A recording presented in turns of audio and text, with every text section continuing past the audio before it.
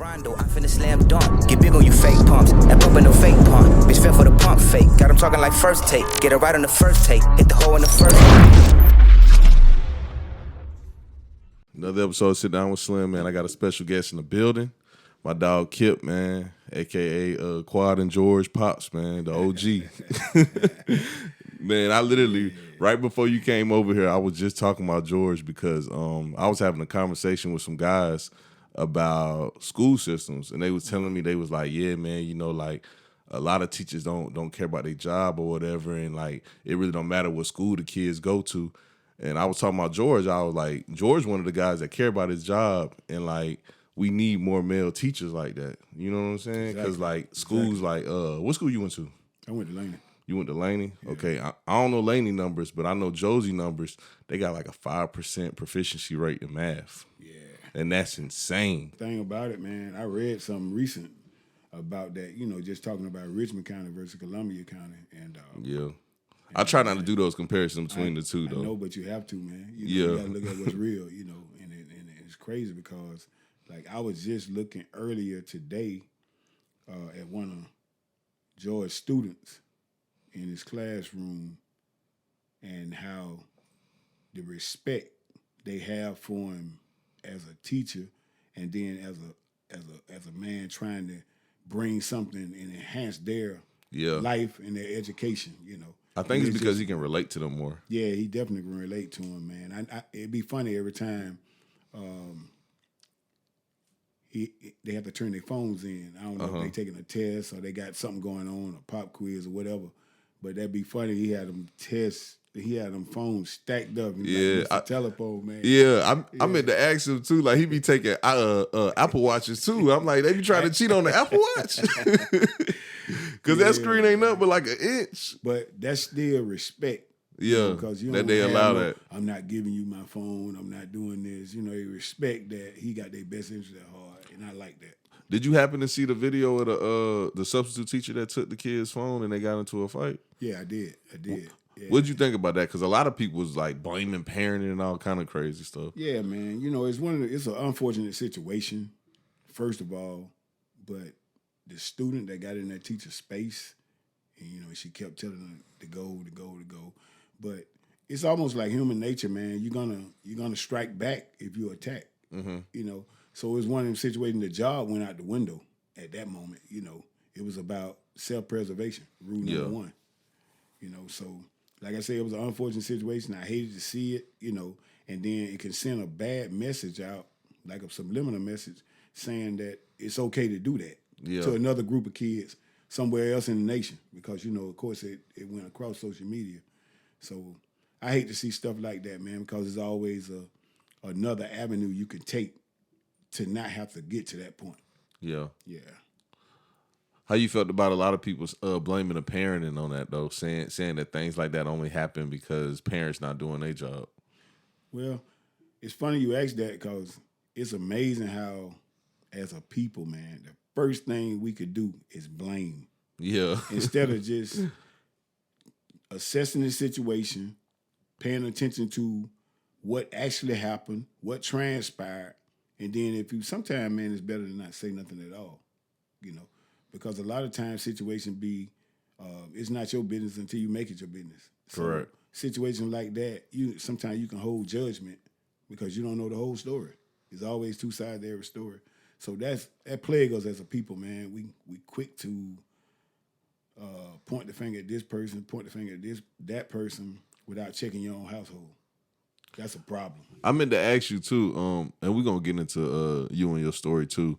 But you did some time up the road. I wanted to ask you, like, how did you adjust to social media when you came home? Because I asked my dad the same question, because he did 12 years in the feds, and when he got home, he was like, "What the hell is this?" Yeah, it's funny you ask that, man. But, you know, the thing about me, you know, unlike maybe some other people or whatever, for one, I stayed abreast of the world. Mm-hmm. I always read the newspaper. I always watched the news daily. And I read as often as possible, you know, daily, to stay abreast of the world. So a lot of things will come across in magazines and Fortune 500, Newsweek, just different magazines that I would have access to, and I would see people inside as far as like an officer with a smartphone as they start coming out, touch screen, and I would ask questions. So when it came time, one of the things that I stood on was, I don't know if I told you in the last time I interviewed with you, but everything that I do, everything I've done thus far in life, I've been home now 10 years. I wrote down on paper and I check off as I go. Short-term goals, mid-range goals, long-term goals. So I check off a lot of things as I go.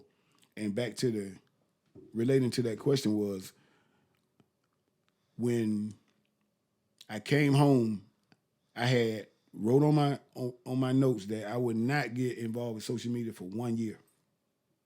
For 1 year, I wanted to stay focused on coming out here, put myself back in society to be an asset rather than a liability. Okay. So I know social media have been a big distraction over the years. So I was determined to not have no social media network at all for 1 year, and I did that. So for 1 year, in fact, my partner Slim at the shop, he was my very first Facebook friend. We established the page, and he sent me the first friend request. So I said that to say this. A lot of times you lose focus by jumping into what everybody's doing. So you can't, because this is what's going on around you, maybe at that time it's not necessary for you. So me being a barber, people's like, man, you can push your cuts on social media. I'm gonna work these cards. I'm gonna work word of mouth. I'm gonna work it like that. And I'm gonna send things out, inviting people to come in. They come in, they like my work, they spread the word. So I relied on that, and I was successful doing that. A lot of barbers, and I'm not knocking nobody that do that, but, when you come out and you jump straight after doing 21 years in the penitentiary, and you jump straight in social media, you done lost focus on everything you want to do. Yeah. You know what I'm saying? Everything I wrote down on paper, discipline. I'm a very disciplined person, man. I thank Allah for Islam, man. That brings about major discipline in my life. So that's how I did. So with social media, when I did get on it, I browsed around, checked it out, seen what I liked, seen what I disliked, saw where I can benefit, saw what was good and what wasn't, and I just moved forward. But no, it wasn't a culture shock to me. It definitely wasn't a culture shock, because I stayed abreast of the stuff that was coming out through reading and researching. Although I didn't physically use it, I was aware of it. So when I went in, it's just like clockwork. I remember Quad telling one of his partners one day, he said, man, my dad has been gone, man, 2 decades, man. He got an iPhone, he working the iPhone like he been here 10 years, man. Y'all tripping, man. Yeah, he told me that too. Yeah, man. So I was amazed by that. I was like, wow, these people been out here or whatever. But, I'm a very good student, man, of life. Yeah. So I study, I pay attention, and I pay attention to detail. So if something come out that is a new form of technology or whatever, whether I grab a hold to it or not, at least I become informed of it and aware. Yeah. Before we get into your story, because I want you to break down your story, because I know it's interesting and a lot of people can learn from it. You mentioned something about your religion. I wanted to ask you, did you join the nation when you was inside or before? No, I was Muslim before. Okay. Yeah. But I'm not in the Nation of Islam. I'm Sunni Muslim. Okay. Which is mainstream Islam. You ever watch the movie Malcolm X? Yeah. Okay, so when my dad made me watch that when I was like 7. Right. You read the book? Yeah, the autobiography. Great. So when he went to Mecca, made the transition, and saw that some of the things that he had been told was not true, and he discovered that, hey, this man got these color eyes and this color skin, but he still my brother. So Sunni Islam is that which that was laid down to Prophet Muhammad over 1,445 years ago. So that's 1,400 decades ago, man. And the Quran was revealed over a period of 23 years. The revelation came to Prophet Muhammad, peace be upon him, at the age of 40, and it was complete at the age of 63. Yeah, so those type of things. Now, when it comes to studying Islam, I became a vowed student of Islam in the penitentiary. You know, in fact, I was the imam at every prison I was at, man. You know what I'm saying? I've been to 10 of them. But anyway, teaching and studying and teaching other brothers that maybe new and young in the deen or whatever, you know, to learn about the religion of Islam, man. So, you know, I've done endowed with keen insight, but I have intense studies with the consensus of the ulama, you know. Mm-hmm. So I have an uncle in Brooklyn, man, that's a sheikh, you know. They're the religious learned scholars of the religion, man. So I got my teachings, man, you know. What made you lean towards that religion instead of like Christianity, like most black people grow up with? Well, I'm gonna tell you this, man. You know, on my mom's side, you know, it's Muslim in the family. So when it comes to the difference in learning about Christianity, learning about Islam, learning about Buddhism, Judaism, things of that nature, you see so many similarities, but you also have a situation where some things have been altered, some things have been changed, some things have been misleading. But the thing about the Quran is the only book on the face of this earth that hadn't been tampered with. And the challenge remains to this day to produce even an ayat. You know, it haven't been changed, man, in its purest form, in the Arabic sense, you know. So the thing about studying and following the way of the Sunnah of our beloved Prophet Muhammad, peace be upon him, man, you know, it just made so much sense, man. It's normal to pray. It's normal to fast. We just come out of Ramadan a few days ago, where we fast for 30 days, sun up, sundown. And for the people listening, can you tell them the purpose of the fasting for the 30 days? Because a lot of people don't know about that. Yeah, the fasting is solely for the sake of Allah. You know, He allows us to do everything that we want to do throughout the course of the year. But He say fasting is for my sake. Mm-hmm. So we fast solely to please Allah, to get closer to Allah, to increase that discipline, increase that taqwa, you know, and work on things that you know, it's almost like you, in layman terms, you got a car and they need a tune-up. So when it come time for tune-up, so as it get close to Ramadan, you might have started slacking in certain things and it tunes you up and put you back on course. Mm-hmm. Yeah. So fasting is definitely, it's prescribed, you know, but fasting is definitely a great tool for man to get himself together. You know, I remember Malcolm X said that he rated prison second best to college if a man want to get himself together. You know, and that's a true statement, man. Because the person I was prior to the penitentiary and the person I am now is like night and day. Yeah, man. Why do you think that though? Like, what changed you? Was it the religion that changed you? Well, definitely. You know, the discipline, me wanting to make a difference in my life and other people's life. You know, taking advantage of the opportunity that was given to me. In spite of being incarcerated, you know, knowing that it's so much more to life than just sitting in a cell and just doing time, you know. So, you know, everything just come full circle, man. You know, it's almost like old people used to say, you can teach a kid or whatever, he'll stray, but eventually he'll come back to that which he was taught. So, you know, I knew Allah was getting my undivided attention when I caught the case. You know, I knew that. And I never just fought against that, man. I just trust and believe that He would guide me, man, and He did. Yeah. I overheard some guys talking in a cigar shop a couple weeks ago, and they were talking about the Honorable Muhammad. Yeah, he's supposed to be stepping down, and they was debating who's supposed to replace him. No, you talking about Farrakhan? Yeah, Farrakhan. My bad. Farrakhan. Well, yeah. You know, that type of situation, it would be something that have to be discussed because he's held that spot for so long. Of course, he have his sons. Yeah, that's what they were speaking on. Yeah, you know, and a few other brothers that have been on that team for a number of years or whatever. Farrakhan, he's getting older. So but the works that he's done and reaching people, I think he's been very successful in that. Do you think his son will be a good person to take that spot? His son? Mm-hmm.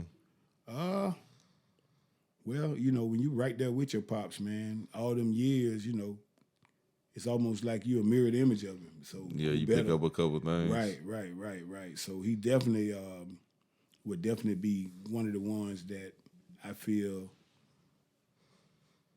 that would be qualified. Yeah, definitely. Okay.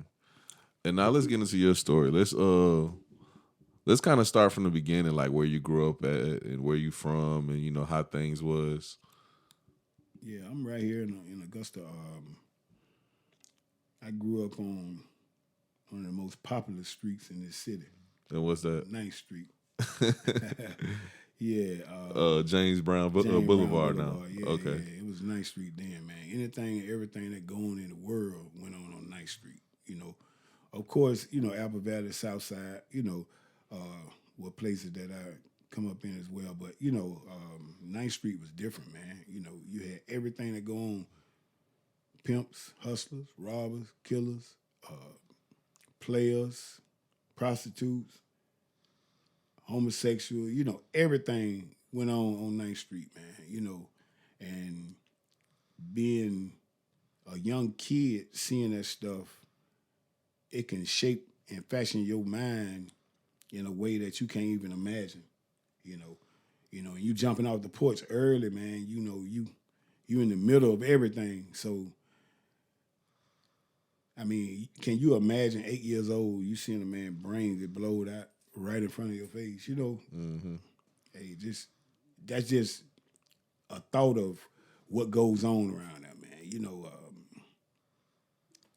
Fighting, shooting, stabbing, hustling, all of that, man. So,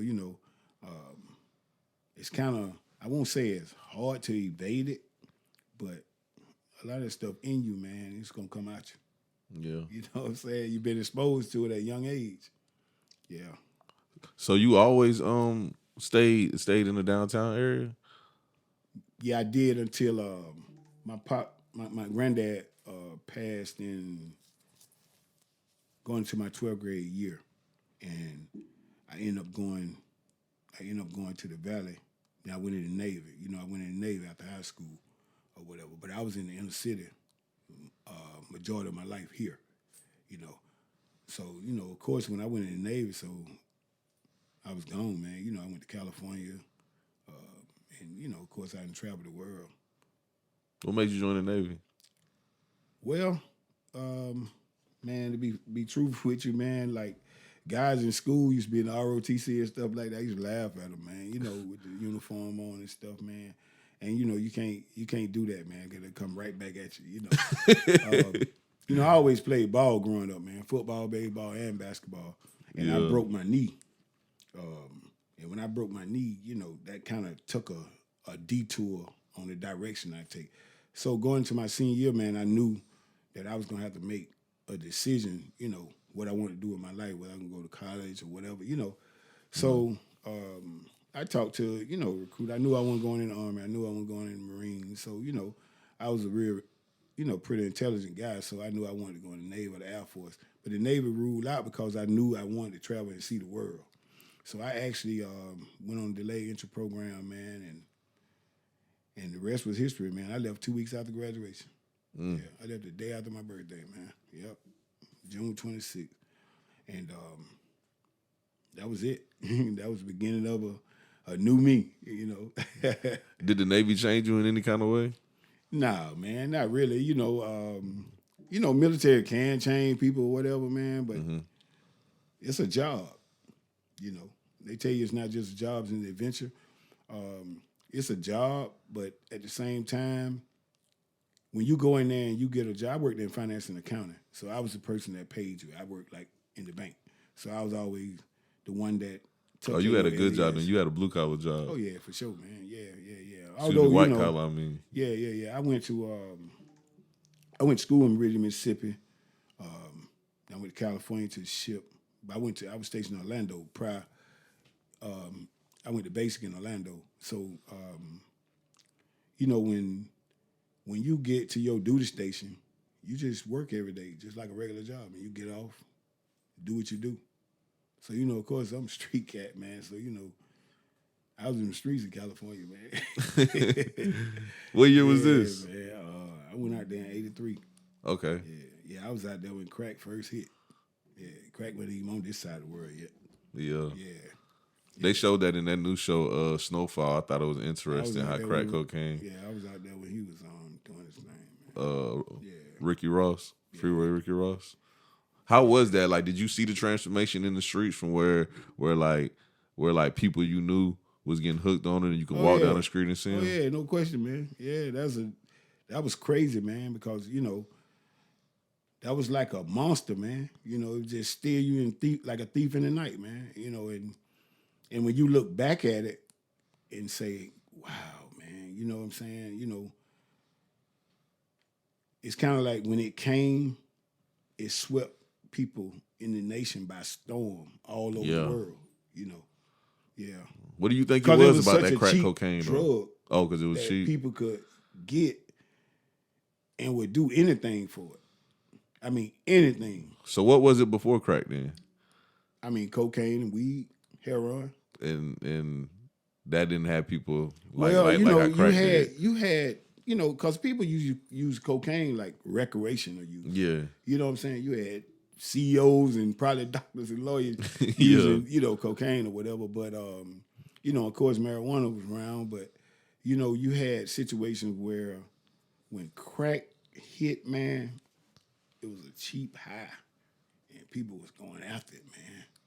And losing everything just to achieve that high, man. I was told living 20 years on rocks. Yeah, that's what Boosie said. Yeah, man. I was told when crack cocaine hit the streets, like it wasn't viewed how it's viewed now. Like everybody was doing it, everybody was trying it, but they seen real quick that like, oh, this ain't like this a crazy ass drug right here. Yeah, man. You this see ain't people smoking on coke can, putting their initials in the can. It was like trying to get the Scotty, man. Beam me up. Yeah.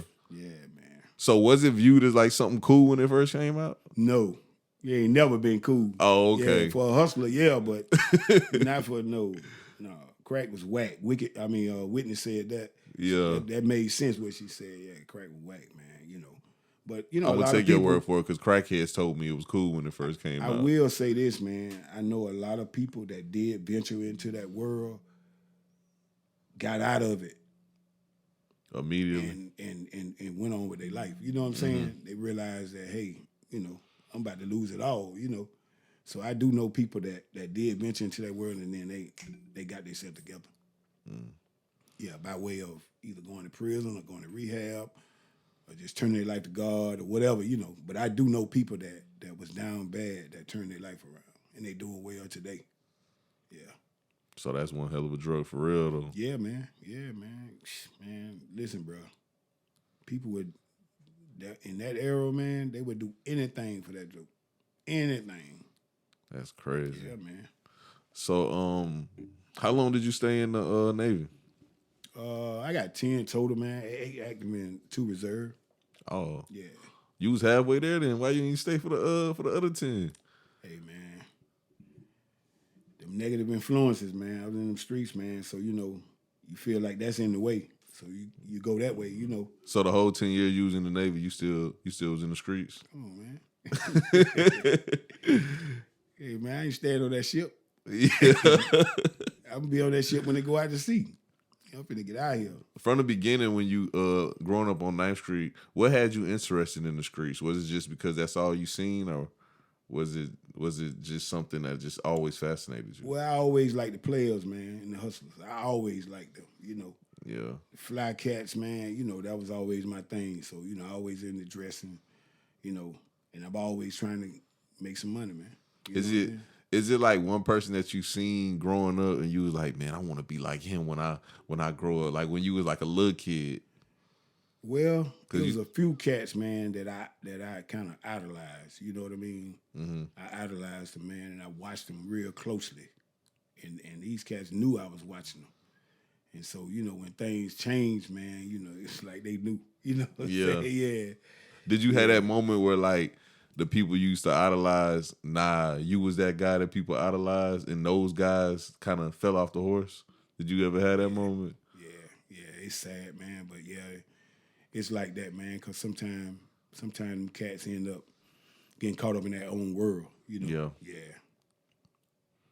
But so did you get out the Navy because of the streets? Nah, I ain't get kicked out. No. I wasn't even asking. Did you get kicked out? I was just asking, like, did you? No, when I went on shore duty, man, in Memphis, man, you know, I don't know if you ever been to Memphis. You know, Yeah. Memphis is a different kind of monster, man. So you know, Especially over there downtown by that bus I station. was 100 miles and running in Memphis, man. So, Yeah. you know, I was like, man, I'm not finna go back to this shit. What was going on back then in Memphis? You already know, man. You know what I'm saying? Every Everything. day, all day. Every day, all day, man. Yeah, you know, Memphis a pimp city, man. So you know, like pimp capital of the world type city, man. So cats making that paper, man. You know, and making moves. So the city was like, it was just on fire. Mm-hmm. Yeah. So if you that type of dude, man, you know, and you in that type of world or whatever, you know, you don't get in where you fit in. You feel me? They give pimps a real bad name, and I had to have a conversation with somebody before. I don't think people really understand like what the ism really is. Like people see it like on movies and be like, "Oh, that's a horrible person. He just slapped that girl," but they don't really know like what that culture is about. Yeah. When you was seeing it, like, what you understand pimping to be? I understand it to be a hustle. Just like most things, and you're supposed to have morals and value and respect, and it's a relationship that you have with the people you work with. It's not like no mind control type of thing. Right. They both need each other. I know. Just Rayfield and just beating up women. Yeah, You know what I'm saying? It ain't none of that. Nah, man. Put it in my pocket. Yeah. PIMP. You know what Memphis stand for? What? Make it easy money, pimping hoes and style. Okay. That's what Memphis stand for. Yeah. Man. When do you think it was though when pimps start getting these negative views, especially in like media to the mainstream? Well, it's always been there, Mm-hmm. that negative light, but a lot of pimps are successful businessmen. Yeah. You know, whether it's numbers, Iceberg liquor Slim. stores, whatever. You know, a successful businessman, man. So you know that title and that moniker, they didn't put it on themselves. You know, society put it on them, or the streets put it on them. You know, but they businessmen. You know, the thing about the underworld, man. You know, it's a business within itself. It's just how the game played. You know what I mean? Yeah, you know, everybody don't play the game right, man. You know, some people, they get into feeling like if I go on the other side and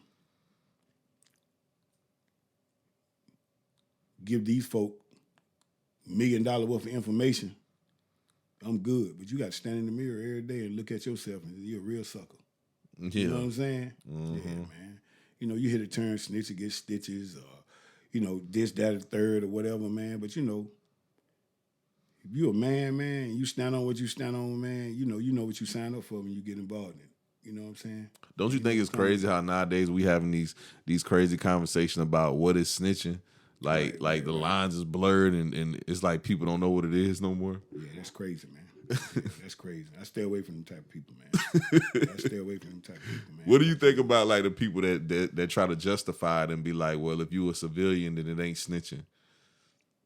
I don't know, man. And one thing about that, you know, if you in the civilian world, stay in the civilian world. Yeah. If you in the other world, you know what come with that territory, man. If you ain't built like that, you ain't cut like that, stay out the way, man. You know, because you can cause harm to other people, man, and their families. You know, running your mouth. Why do you think the lines start getting blurred though between what it is and what it isn't? Man, you know what, man? I started seeing that years ago when the breed of people was coming to the penitentiary. I'm like, wow. this what's on the street. Like, you I mean like the started younger paying guys? Well, just people, period, man, that was on that page. You know what I mean? You know, like, What year was this? I have to say early 2000, late 90s. Okay. I started seeing a difference because I pay attention to my surroundings. I pay attention to the signs. So when people start coming in, man, and they wasn't like, you know, thorough. Yeah. Not everybody, but when I start seeing it, I'm like, oh my God, this was Like they ain't had nobody raising them or showing them the ways. Nah, they man, was you just know, it's like like- wild chickens. It's like I think what happened, man. A lot of OG got taken up off the street in a 10-year span, and left a lot of people to fend for themselves. I think And they that's start what coming up with their own codes. Right. Yeah, because you know, either you are or you not. Ain't no thin line between that. Yeah. Either you got on the stand, you testified, or you didn't. Ain't no line between that. You know what I'm saying? If you got on the stand and you testified against someone, you sent them to the penitentiary, you're a rat, bro. Yeah. You ain't no player. You not player about that. But see, nowadays they saying like if you don't go on the stand, then you ain't telling nobody. Like, if you just go in the interrogation room and be like, hey man, I know Bobby the one that shot him, but that ain't got nothing to do with me. They Boy, saying you that's crazy. not right. Boy, stop. No, sir. You see how the rules start getting crazy and change though? Right. Yeah. But man, the thing about it, man, when you look at those type of situations and the people that choose to take on that particular mindset, you have to stay away from that poison mentality, man, because they ain't gonna know about hurt you. Yeah. So how was the streets different from when you was in the streets to what you see now? Oh man, it's night and day, bro. It's like night and day. Literally? Literally. Yes. Man, listen. What were some of the things that y'all believed in the way that y'all moved that's different from like what these guys is doing now that you see? We stood on principles, man. Oh yeah, I know probably the biggest thing is them phones. I know y'all don't like how them boys move with these phones. No, man. You would never ever see any of the players I know from back in the day with tall money, money laid out on the book, on the gram. Nah, man. You want to be out the way as often and as much as possible. Mm-hmm. Yeah, you didn't want to bring that attention to yourself like that, because the reason why, you get up there and say Mike, Bobby, Ricky, whoever you told on yourself. You forgot all about that. Yeah. You told on yourself first. Yeah. You know what I'm saying? So yeah, man, Do you think the guys that's like 20s that's in the game right now that be in the clubs holding up all the money, do you think they know the police in the club too? Or do you think they don't care? Probably don't care, man.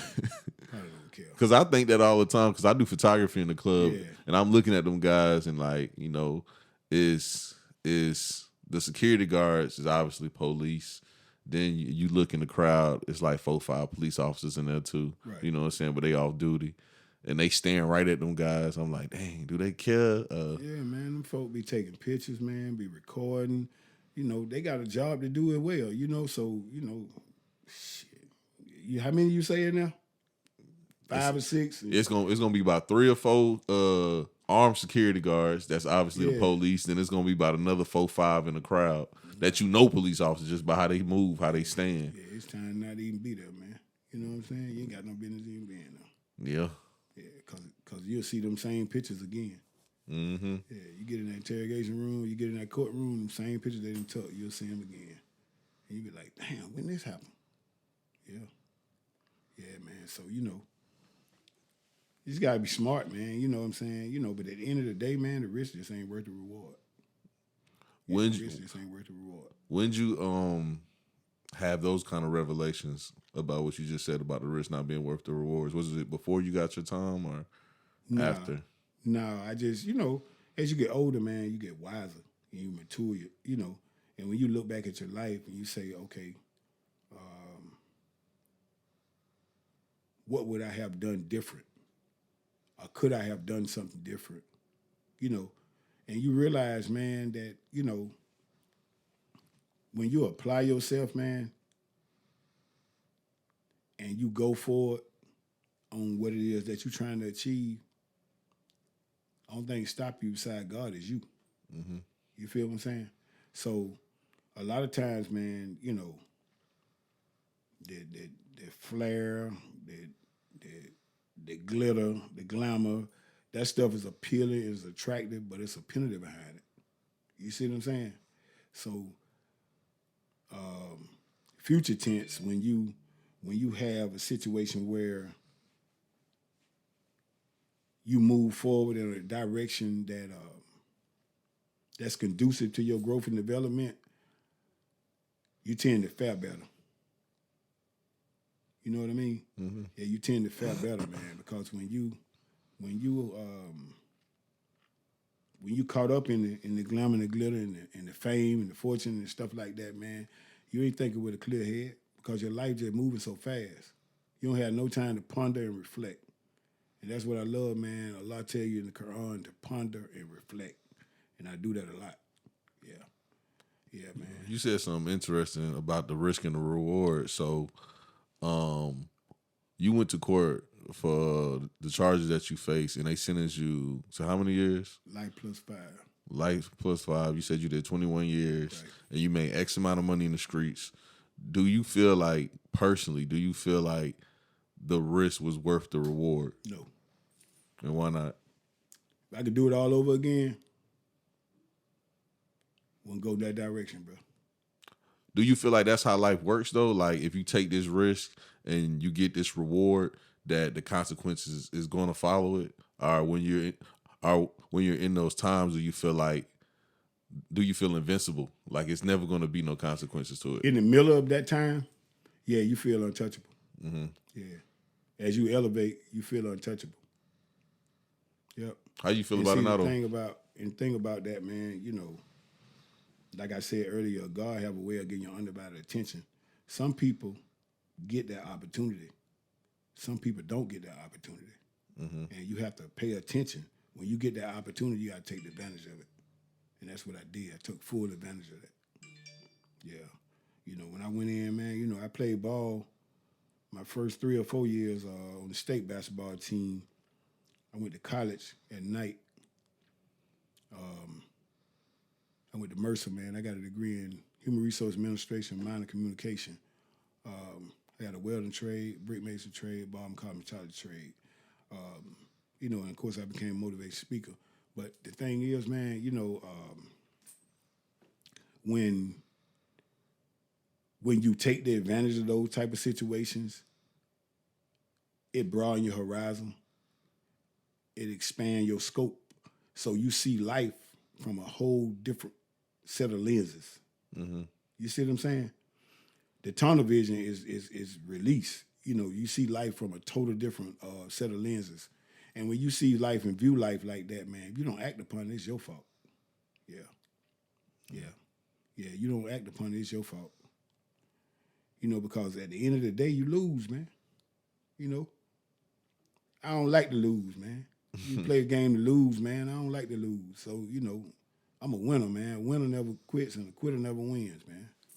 What's the biggest thing you learned while you was doing those 21 years? That your life can change in a second. Not a minute, a second.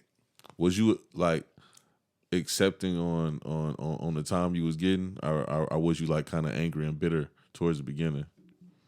Well, no, because I'm gonna tell you something about anger and bitter and discontentment.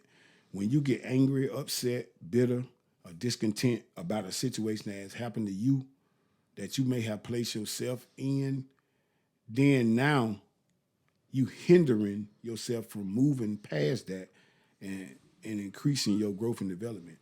So I couldn't afford or allow myself to wallow in pity because I wouldn't be where I am today. Yeah, I moved past it, man, and put it behind me. And move forward in a direction that was going to be beneficial to my growth and development. How is it for those guys that's doing time and feel like they didn't do nothing wrong? Do you feel like they have a harder time doing their time? Yeah, it's rough, man. Because a lot of times when you fight in the court system and you trying to go back on appeal, habeas corpus, or get your case overturned, things of that nature, and they shoot you down, and then a lot of times your paperwork get held up in the court before you can move forward to the next level. So time start adding up. Years and went by, and you still at a phase where you thinking you ain't being heard. So the only thing I can honestly say about any of those type of situations, man, is don't place yourself in them predicaments to be in that situation. Mm-hmm. That's the smartest thing to do. I don't knock nobody. I don't hate on what a person do, what they have. Man, my life is my life. Their life is their life. I love my kids, my grandkids, man. And I move in a direction, man, that's gonna be beneficial to all of us. So, when you think that, you have to ask yourself the question why it's called a game. Yeah. You know what I'm saying? So when you look at different situations that may arise from whatever may transpire, you have to understand that, first of all, if you've never been a part, this wouldn't have transpired. But if you feel like you have to be a part, understand what come with the territory. It's a whole lot come with that territory. It ain't just about telling on you. Your mama, your daddy, your brother, your sister, your aunts, your kids, everybody can be subjected to what you're doing. So that's why when I say the risk ain't worth the reward, man, it's so many other people, man, that be subjected to your actions. Mm-hmm. Yeah. It's a bigger picture. Yeah, it's definitely a bigger picture, man. Do you feel like, because I heard people say this before, do you feel like when you're doing that time, your whole family's doing that time also? Better believe it. Kids and everything. Better believe it, man. Better believe it. When you doing time, and that's selfish, man, because, your parents, if they still alive, your kids, your brothers, your sisters, they doing that time with you. Because they don't never know what your situation gonna be from a day-to-day basis behind the wall. So, hey man, I'm just grateful, man, that I'm able to give back and try to help, reach out to give information to help someone not have to make the mistakes I made. Where did the public speaking come from? Motivational speaking? Yeah. I got into it in '93, man. A group called Toastmasters International. Mm-hmm. Yeah, I was a part of that, and I got my ATM and CTM, and that's where I realized that I had the gift of speaking. I know I always had the gift of gab, but the gift of speaking, man. Public speaking or whatever, And I said, okay, I can do this, And then I started being called upon, and then of course in prison when I would speak at Jumu'ah service, which is where we have our religious service on Friday, I would give khutbahs, which is the speak at equivalent to like if the minister preaching on Sunday or whatever. Mm-hmm. So I would have to give talks or whatever. So yeah, it's just a gift, man. That God given me or allowed me to discover later in my life. What kind of topics do you speak on? Like if you go to a school and you're giving a talk with teenagers, what kind of things do you speak about? Well, normally in a school setting, if it's in a classroom, or if it's not a full assembly program, mm-hmm. I use open floor discussion. So, I check with everybody, see how they doing. Anybody got any issues or problems. And then when I go into whatever the principal or whomever had requested me to come, address me on what needs to be addressed, I address that, but I always leave room for open discussion. Okay. So I ask whoever got any questions, and then, you know, of course, they start asking me about me and start telling me about some things with them, and it opens up the floor. And one thing I learned about motivational speaking and public speaking, you want the people to be just as important as you are standing up here addressing them, because whatever they have to say is important, and they may never have said whatever it was that they were going through. You know, now I had a mentor program in a few schools. I go once a week on a certain day. So the group of guys, normally the kids are some females, but normally they're the at-risk kids. You know, so, you know, I give them the ins and outs and do's and don'ts and allow them to open up. You know, I even give them homework and just different things like that, man, you know. But in the whole spectrum of speaking to a large forum, whatever I'm called to speak upon, I don't limit it just to staying out of trouble or my life or what I went through. Now I can speak on topics, period, just through my life experience. Whatever they call me for, I can address it. Yeah. What about barbering? What led you to barbering? Well, it's crazy you said that, man, because like I used to be around the shop every day. Yeah. For obvious reasons, but you know, when I took the trade, I fell in love with it. You know, and then after I took barber and cosmetology, I had the highest average in the class. I think it was 98.5. So the person with the highest average, they had the opportunity to either stay back and teach it for a year as a teacher's aide. So I did that. So I learned the textbook side and the actual physical side of barbering and cosmetology. So I cut in the barbershop from that time to now. You know, and I fell in love with it, man. And I know it's all by Lord's permission, because he know I'm a hustler, man. He know I love to get money. So he put me in a position, because I could have took that trade first and ended up taking welding and brick mason last. But he allowed me to take barber and cosmetology last and allowed me to grow in it. So now it's like, okay, I'm giving you an opportunity to live your life where you don't have no excuses in the matter. And that's what happened. And see, I pay attention to signs, because Allah tells us in the Quran to pay attention to the signs. So I knew then, I said, I ain't got no excuse. He done eliminated all the excuses. And you've been home for 10 years, so you've been cutting hair for 10 years? Oh, yeah. So yeah, I've been cutting. How has the prices of haircuts changed since then? Since I came home? Yeah. Oh, yeah, they moved up, man. You know, of course, I was cutting in Atlanta first. Okay. And them prices always been up. But down here, they went from $20, $30, $35, $45. I charge $50. Yeah. You know, yeah. So prices, you know, they definitely have evolved, but they still behind time comparing to the city. Because Atlanta haircut $75. Is that why you moving to the city? No. No.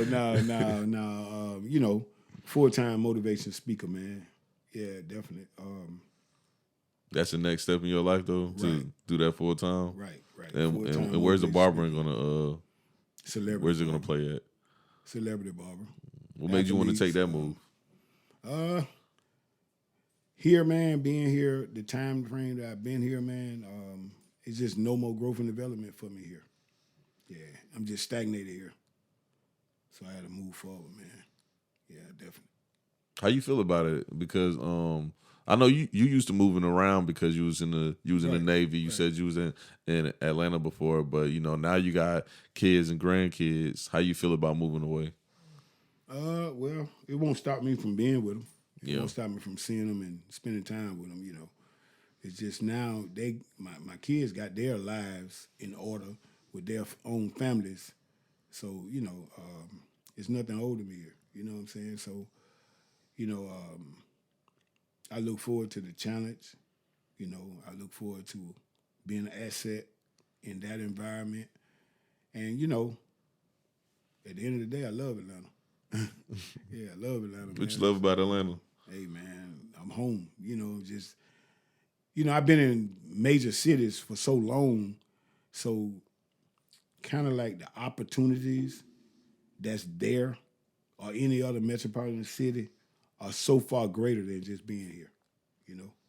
So yeah, that's where I'm at, man. You know, of course, I love Augusta, man, and anything I can do to aid and assist I will, man. But you know, I got to think about that next phase that I'm going in my life. You know, yeah.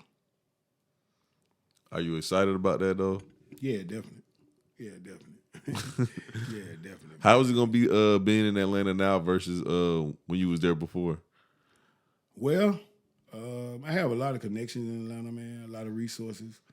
I know a lot of people in the city, man. You know, and it's a lot of people that's welcoming me back in the area of what I do as far as motivational speaking. So the opportunity is so great, man. You asked me, how I feel about being there or whatever. It just gonna open up a whole nother spectrum, in my world, man. I'm excited to see the development. Yeah. When you mentoring people, and I'm pretty sure you come across some young men that kind of remind you of you when you was younger. What kind of advice do you give them? Yeah. It's funny you say that because that's the truth, man. I run across them all the time. Even in the barbershop, I see a young potential with me, Yeah. when I talk to them. But I advise them, man, first and foremost, man, if they got parents or their grandparents, whoever they live, respect their parents, man. You know what I'm saying? Respect carry you a long ways. But more so, I always advise them, if you're in school, man, take the advantage of every opportunity that school provides because it can set your life up for the rest of your life. Don't go to school and be a knucklehead or want to be cool or be a class clown because that's not going to get you nowhere, man. You need your education to carry you throughout life, And as I look at now, life with the generation that's going on today, these are the same people that's going, and there's a reason why I pour into them. These are the same people that's going to be our lawyers, our politicians, our president, our senator, congressman. So you definitely want to give them the avenue to go. Now, everybody, you're not going to reach everybody, but at least you want to let them know what they up against. Because if we don't, look what will be running our nation, man. Yeah. That we'll be up under the rules and laws and regulations, so that's something to think about. And that's looking at it outside the box. Yeah, these are the people that's going to be in authority. Yeah. Yeah. In the future. Right. Man, I want to ask you two questions that I always ask Quiet every time he get on here, because I want to see how similar y'all answers gonna be. The first one is, what do you think love is? That's a good question, man. Because Quiet always got a speech about that one. Love is first of all, it's a 4-letter word. You know what I'm saying? Mm-hmm. But it's not just a spoken word. It has to show action, man. Yeah. So when a person is in love or exemplify love or have a feelings of love or whatever the situation may be, all three of those emotions going to show a different action. Not a reaction, but they're going to show a different action.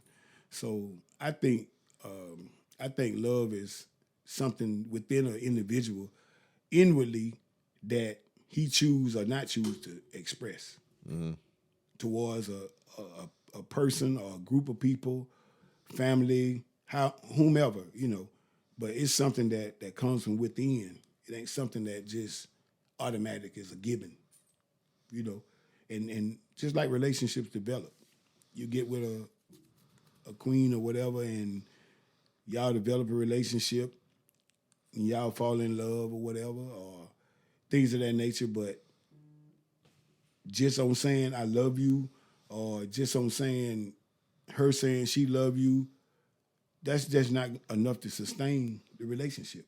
Mm-hmm. You got the action got to come behind it. You see what I'm saying? Otherwise, it's just mere lip service. And what you think keeps relationships together? Well, you're gonna have ups and downs. You're gonna have disagreements. But the thing is, you're gonna have to have effective communication. Okay. You don't have effective communication, you're gonna fail, man. Yeah.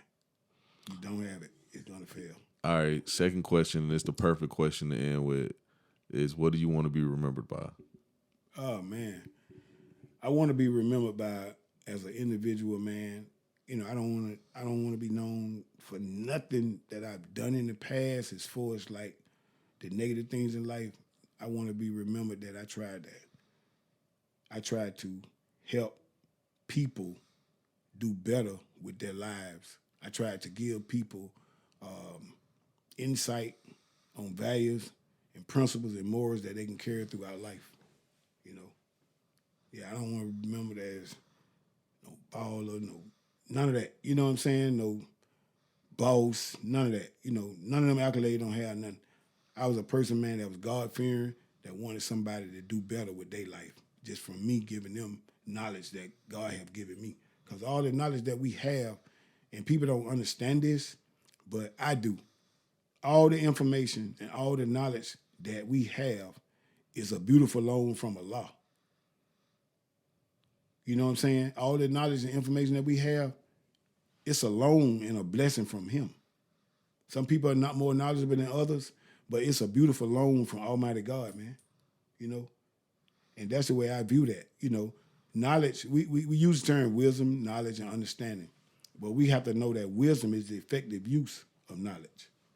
You see what I'm saying? Mm-hmm. So if you don't have the wisdom, you have knowledge in the world, all the knowledge in the world. If you don't have the wisdom to apply it and use it correctly and properly, you like a book.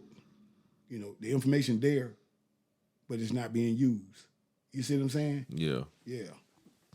That's crazy you gave that answer because it's the exact same answer that Quad gave. For real? Yeah, About what? But yours, like you were just saying about the wisdom thing, it got a lot more wisdom on it because all right. Quad said was, man, just remember me for the impact, man.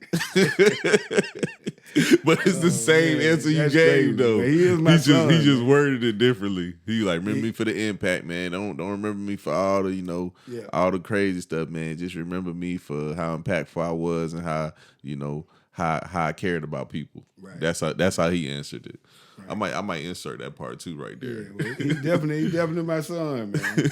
No question about that. Yeah. But you got anything else before we get off, man? This was a great interview too. Yeah, man. I just want to, tell all the viewers and listeners, man, that, you can always reach out to me, man. My whole thing is I want to provide insight, not just into my life or someone else's life, but insight into life itself. I'm a student of life. I take life serious. I look at the situation of the world today, and I try to share information that's conducive to other people's growth and development. So, yeah, I just, I thank everybody for listening. I thank everybody for viewing. I hope that something I said, you got some insight out of it. And if you have any questions, you can always reach me. And where can they reach you at? What's a good place? They can reach me. I can actually put my Facebook page is Kipp Jones Rashid. And my number is 404-274-9185. But yeah, man, appreciate y'all for listening. That's all we got, and we out, man.